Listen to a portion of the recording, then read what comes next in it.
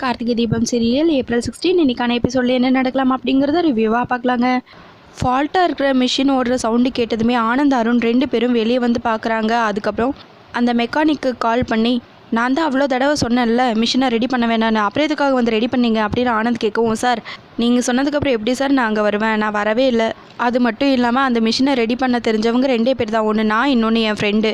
அவனும் இப்போ இங்கே இல்லை, அவன் டெல்லியில் இருக்கான் அப்படின்னு அந்த மெக்கானிக் சொல்ல, அப்போ யார் அந்த மிஷினை ரெடி பண்ணியிருப்பா அப்படிங்கிற ஒரு குழப்பத்தோடையே ஃபோனை கட் பண்ணிடுறாங்க ஆனந்த். இந்த மிஷினை யார் ரெடி பண்ணது அப்படின்னு ஆனந்த் கேட்கவும், அவர் தான் ரெடி பண்ணார் அப்படின்னு ஒர்க்கர்ஸ் எல்லாம் சொல்ல, கார்த்தி செம்ம மாதம் உள்ள என்ட்ரி கொடுக்குறாரு.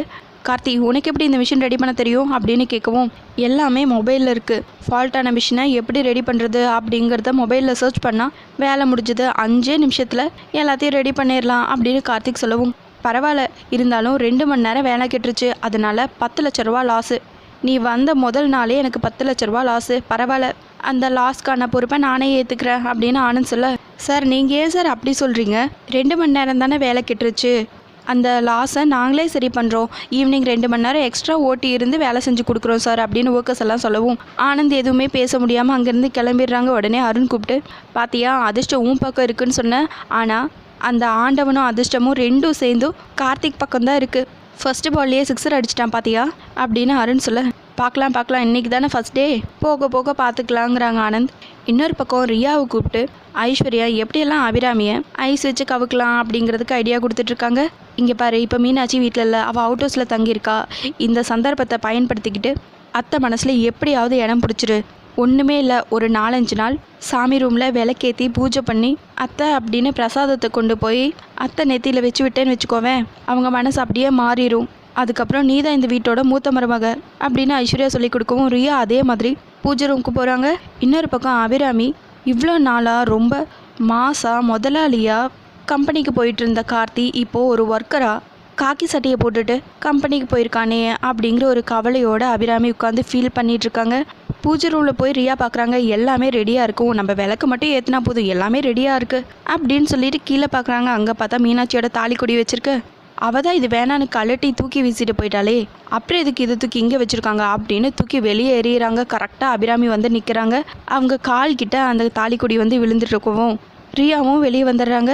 அத்தை அப்படின்னு சொல்லவும், அத்தையா, அத்தைன்னு நீ என்னை கூப்பிடுறதுக்கு யாரடி நீ எனக்கு அப்படின்னு கேட்கவும், நான் இந்த வீட்டோட மூத்த மருமகங்கிறாங்க. ரியா, மூத்த மருமகளா, அது என்றைக்குமே என் மருமக மீனாட்சி தான், இந்த வீட்டில் என்னை அத்தைன்னு கூப்பிட்ற உரிமை என்னோட மூத்த மருமக மீனாட்சி, இளைய மருமக தீபா, அதுக்கப்புறம் அந்த ஐஸ்வர்யா, இவங்கள தவிர வேறு யாரும் என்னை அத்தைன்னு கூப்பிடக்கூடாது அப்படின்னு சொல்ல, இங்கே பாருங்கள், நான் தான் இந்த வீட்டோட மூத்த மருமக, அதான் மீனாட்சி இந்த வீட்டை விட்டு போயிட்டாங்கல்ல, ஆனந்த் என்ன முறைப்படி தாலி கட்டி கூட்டிகிட்டு வந்திருக்காரு, அது மட்டும் இல்லாமல் இந்த தாலி கொடி மேலே உங்கள் மருமக மீனாட்சிக்கு அக்கறை இருந்திருந்தா எல்லாரும் ஆசீர்வாதம் பண்ணி ஆனந்த் கையால் கட்டிக்கிட்டே இந்த தாலி கொடியை கலட்டி எறிஞ்சிட்டு போவாங்களா அப்படின்னு கேட்கவும், இங்கே பாரு, அது ஏதோ கோவத்தில் அவள் பண்ணிட்டா, ஆனால் என்றைக்குமே மூத்த மருமக மீனாட்சி தான், கூடிய சீக்கிரம் என் மகன் கார்த்தி உன்னை இந்த வீட்டை விட்டு அனுப்புறானா இல்லையான்னு பாரு அப்படின்னு சொல்லிட்டு இருக்காங்க. ஆனால் ரியா எதுவுமே காதில் வாங்கிக்காம நேராக பூஜை ரூமுக்குள்ள போய் விளக்கேற்றலான்னு போகிறாங்க. அபிராமி தடுக்கலான்னு சொல்லி போகிறாங்க. இங்கே பாருங்கள், எதாக இருந்தாலும் விளக்கேற்றிட்டு பேசிக்கலாம் அப்படின்னு ரியா சொல்லவும், சொல்கிறத கேட்காம பண்ணிகிட்டே இருக்க அப்படின்னு கையை ஒங்கவும் அபிராமி,